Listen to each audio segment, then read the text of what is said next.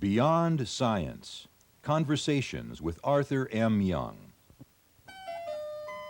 Interviewer Charles Fauvre discusses issues of science and consciousness with Arthur Young, honored inventor of the Bell helicopter, philosopher, and author of The Reflexive Universe.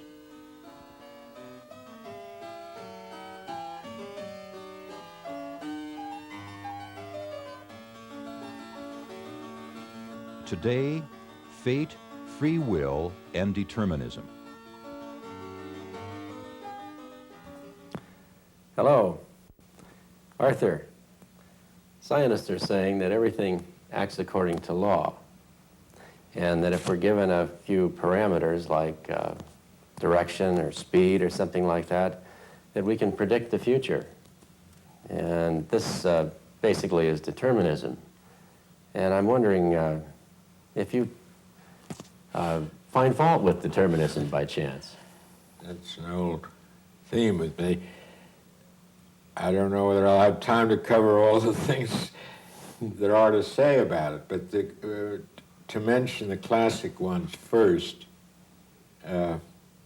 determinism would, even if it worked according to the Laplace theory, the mathematician who knows all the positions and velocities and can predict the future, it won't even work for three bodies. If you have three bodies interacting, you find that a very minute error will make it unpredictable. Now, the more minute the error, the longer it takes for this unpredictability to show, I see. which in general has the implication that the more important is the deviation. Now, I'll just let that stand as number one, because of course the thing that happened that displaced the whole idea and has made it into what Kessler calls a dead horse is that the quantum of uncertainty, or the recognition that uncertainty is the most fundamental thing in the universe, that simply disposes of the idea that you can talk about certainty anymore. This uncertainty comes about because the observer displaces the particle in the act of observation and hence distorts the prediction. I won't dwell on that because it's in almost all the books now. All right. But my own contribution to this field, which I think is really more important, is that these formulas you mentioned by which you can predict, the mathematical theorem has it that given a function and its derivatives, you can predict the future. Well, I don't know who invented that, but whatever they weren't watching what they were doing. Because when you get the first and second derivatives, this is what they were talking about. Then you have the means of predicting the future, and this is what we do when we predict an eclipse or a satellite motion through space. We know the position, the velocity, and the acceleration, and from that we can predict the future. But that always assumes that nobody's minding the store, that there's no one changing things. What are the first two derivatives?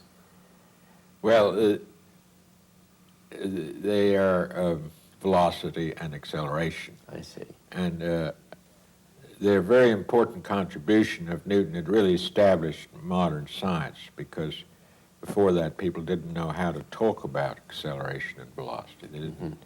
We do it all the time now, so take it for granted. But the important one, which they would have found if they'd looked a little further, is the third derivative. Now, Newton didn't talk about the third derivative, at least to my knowledge. It's not in the textbooks.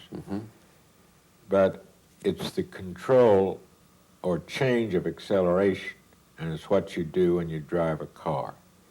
If you push the accelerator pedal, you're changing the acceleration. If you push the brake, you're producing negative acceleration. And if you move the steering wheel, you're also accelerating. That can be seen if you realize, suppose you're going down the street and you make a U-turn, then you're going in the opposite direction. So you must have changed your acceleration to going 0 forward speed when you were halfway through the turn. And then you're going the opposite direction. So you're changing acceleration by steering. And how does that get you back to determinism? It applies to determinism because as long as you can change acceleration, determinism goes out the window. I see. In other words, these higher derivatives don't exist. Because if there were higher derivatives, that would mean I could describe a curve which you couldn't follow. I could fly an airplane in such a way that you couldn't follow me. Now that's never been done. For any motion change I make, you can make it too. So that means that the third derivative is all you need. And I think one of my most drastic contributions, if you like, or reforms of science would be to say that this whole series of derivatives they talk about but never use don't exist. Well, would you believe then that cause and effect exist?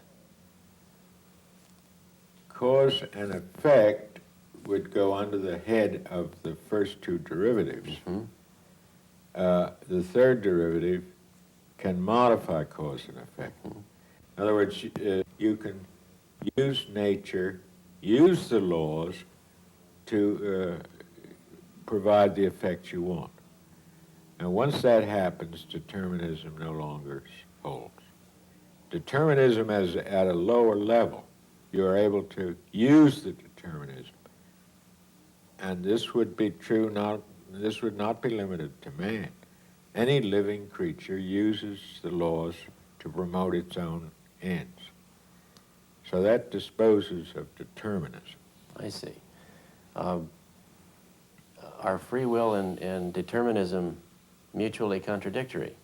No, this would say that the determinism becomes an adjunct to free will. It makes free will have more scope. I would assume that the original particles are just bouncing around. Maybe they have free will, maybe they don't, but their free will is ineffective.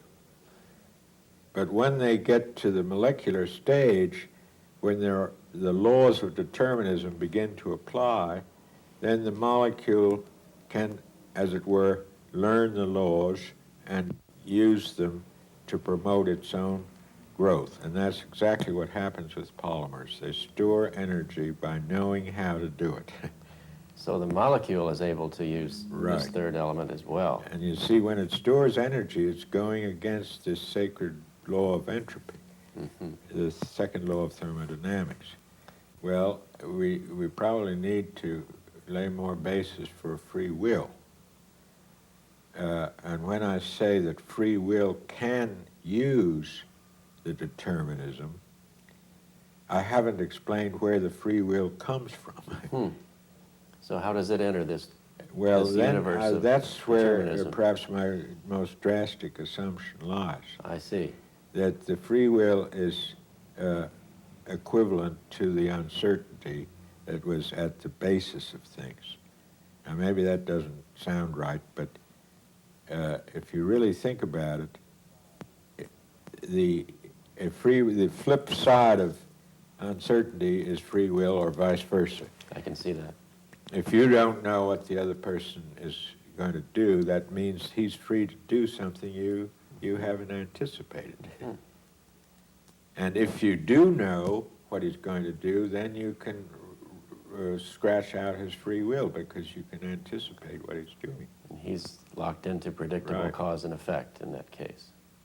Okay. Where is the uncertainty then that you're calling free will? Always at the top. Always at the top. Yeah. In other words, science could never solve a really important question, I see. because the important question would transcend this business of repeatable tests and certainties. All right. Is there something in quantum physics, for example, that's the equivalent of free will? Well, that's what I meant by the uncertainty principle. Most people feels- would say, well, that's limited to quantum physics. It doesn't prevail for people. Okay. Arthur, I'd like to know how free will can enter into this deterministic universe. Yes, I haven't explained where it came from. I said that it has the option to operate through the derivative, but that doesn't explain where it came from. As I said in the beginning, it's one of the three arguments against determinism, that is to say, the uncertainty at the level of quantum phenomena has removed determinism, because you can't determine exactly where and how fast something is moving. Now, that uncertainty is perhaps the most important discovery of the 20th century, that a fundamental unit of action is uncertain. It's very important because it discovers that action rather than particles is fundamental, and it's very important because that action cannot be predicted. Well, then people would say that action is very, very, very minute, and you don't need to bother with it in an ordinary world of macroscopic phenomena. Well, that's where my knowledge as an engineer comes in. All controls are made to require only a small force. I mean, they're called the trigger effect. In other words, the energy to pull the trigger is not any proportion of the bullet. Yes. The bullet might even be an atom bomb, and the trigger might even be one single photon. You go in the door of the A&P, you're interrupting a light beam. One photon would open the door. That's a real hair trigger. That's a trigger. So nature has built these organisms to be controlled by just this kind of trigger effect. In fact, all interactions between particles, chemical, molecular, what have you, are photons, and a photon is a unit of uncertainty. So that it is possible to have a whole organism controlled by one quantum of action. You can call it decision energy. Now, it does take energy to get out of bed, but it doesn't take energy, or it doesn't take any, it takes only a very, very, very minute quantity of energy to decide to get up. That's different from getting up. It seems as though there's a philosophical question entering in here into quantum physics. Good point, good point. If that's a put-down word, it's used to, generally used to say, oh, don't bother me with philosophical questions. But the trouble is you can't complete the story of science unless you go into it. You could say the same that Heisenberg raised a philosophical question when he discovered the quantum of action was uncertainty. But it's something that scientists had to take seriously.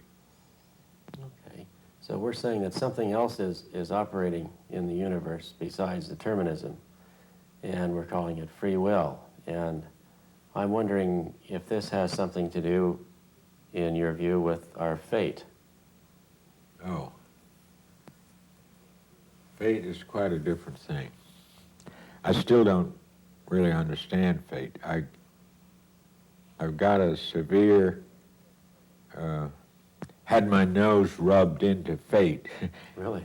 By finding that so many things, in fact, almost everything of importance is already in this scenario.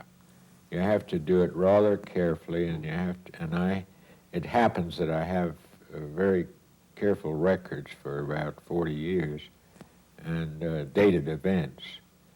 And Of what sort? all important events, well, such as my coming to Berkeley, and it turned out to be a change in my life because we stayed here, we bought a house and so on.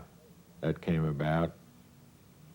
I have to say fate. It was written in the motion of the planets. I haven't got time here to go into the details. Actually, I've now come to think of them not as events at all. There were changes of state. The difference being an event begins and ends, like pop. That's over now, but it is not a significant event because it didn't change our lives.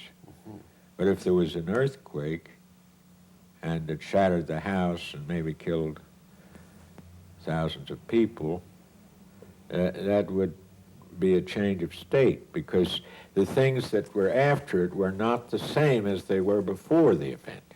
Yes. And this is a notion that's not covered by science. But this fate then seems to be even more contradictory to free will than determinism does. Ah.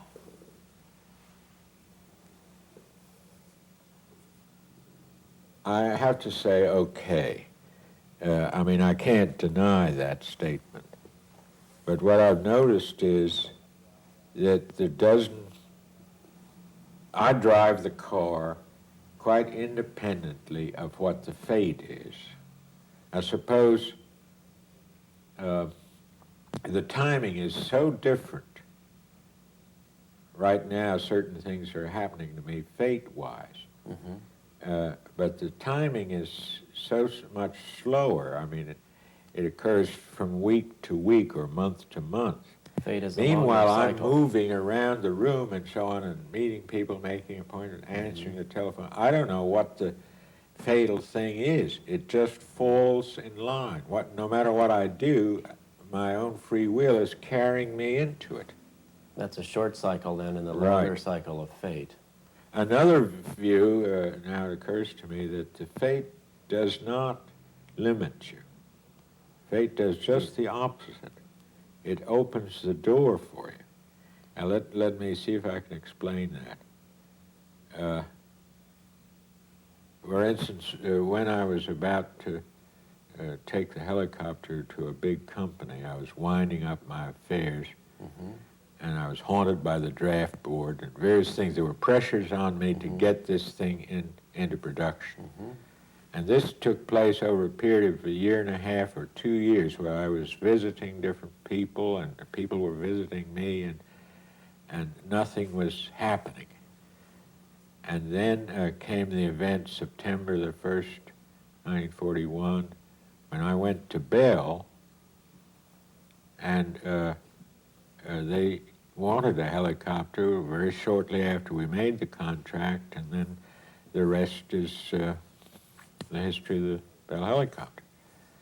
Now, that occurred when my part of visitation, September, I couldn't say within less than a week. Your visitation? Part of visitation is what does that mean? It's when certain planets come together. I see. An astrological overtone. It's an astrological prescription, shall we say. My enthusiasm, which had to do with aviation, coincided with the larger picture, which has to do with Neptune. I see. And that occurred, and other things too, that made that moment have the door open for me. I was having free will all during that period, but it wasn't clicking because I wasn't making the right contact. You've tracked these elements that all of a sudden have a confluence. Right, the confluence is the fate. At that confluence, it's not that something's determined, but that you're given new option. Right. The confluence is the coordination of other things that make the larger thing possible. And also bring all that energy together to empower that option, I'm hearing. For something to happen, there's more than one person has to cooperate. More than one person's involved. That's not Oh, yes. just personal. Yes, the fate then is also saying that they come to you or you come to them. Those different tracks meet. When I have dreams now involving trains, I've come to realize it's dealing with fate, fate trains. I've even had a dream at an important time. I go back to Chicago, which is the hub, and these different lines radiate out. These different fate trains go in different directions. So Those are the details like the spokes in the wheel. Right. You choose your fate at certain times, certain critical times. First of all, you choose your fate at birth. Which is And the hub. then you're entering the theater and you're given a script, and then you read that script. Born in Chicago. But Chicago is a place where all the railroads meet, the Yes. hub. And maybe in the dream it's a place where this fate is chosen, you see. More than that I can't really say, because fate is beyond us, above us.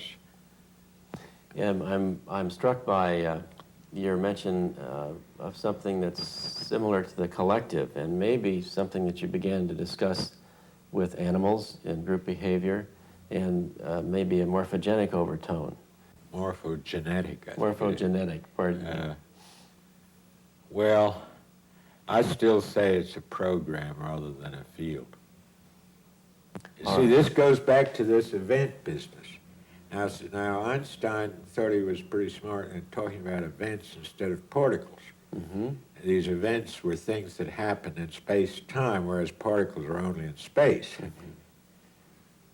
But that's not it. It's not events, it's changes of state. Now, changes of state have a definite time ordering. They're not symmetrical. You can't reverse them. Whereas events, you could. You see, the events are just like dots on the Christmas tree, as I said before. They're all there fixed.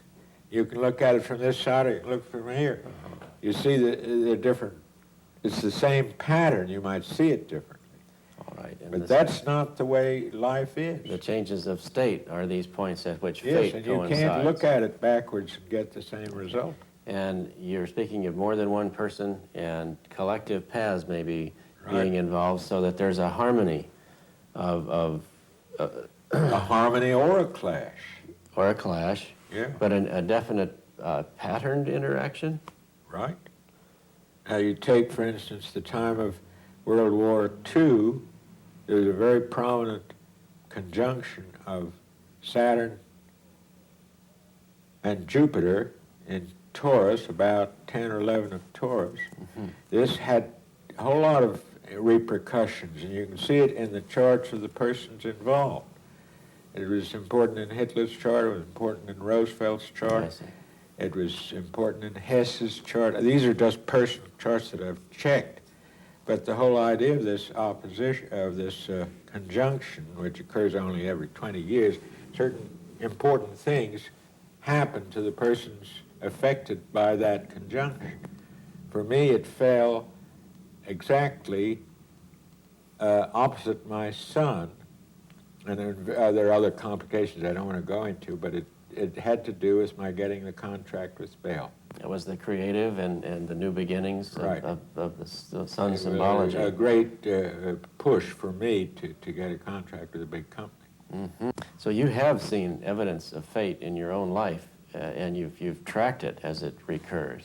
Well, it even happened yesterday. I see. I mean, in fact, it was happening last 3 days, and I pretty well understood what was happening and was able to take it without too much disturbance. But the one I didn't expect was the sun came exactly square Uranus yesterday. I was having this interview. I wanted him to talk about the theory, because that's, of course, what I'm trying to sell. He didn't want the theory. He just wanted these gee whiz sort of joke things. I call it gee whiz, Yes. my amazing encounters with the SP and so on. And then when I'd finished that, instead of going on to the theory, he said, I've had all I need now, thank you very much. Well, I felt sort of disconcerted by that, but the sun was telling me the same thing. It was in the degree of, it was square my Uranus, so it was afflicting me, but it was in the degree of comedian entertaining a group. So that's the way I had to do it. I couldn't be serious yesterday. What are the larger implications then of these individual levels of fate? The larger implications is that we're in fate, we're dealing with something larger than ourselves. So its implications to the universe. If you want, I don't know, what's the universe? No such thing you could say. But we do have a future.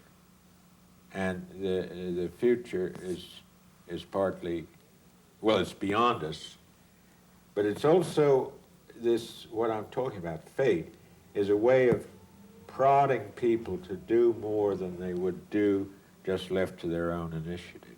I see. Giving them greater opportunities, just as an actor. An actor, to have full opportunity for the range of his abilities, needs a script. He can't Indeed. be expected to write his own plays. So our emotions play around these tides. Right. And think of all the people who have done Hamlet, all the different ways to do it. And without the script, where would they be? They would just be fighting with each other in Hollywood. But then we have freedom to express that in our individual ways, and that's our free will. I'd even say more so that the fate, well, it's like the toothpaste. It squeezes us, and we wouldn't come out if we weren't squeezed. Mm-hmm. It is an energizer. Yes, it pulls that more out of you. Otherwise, you just crust yourself over and put your lid on your bottle. That's wonderful. I'd like to end our discussion today on that thought from Arthur, and thank you very much.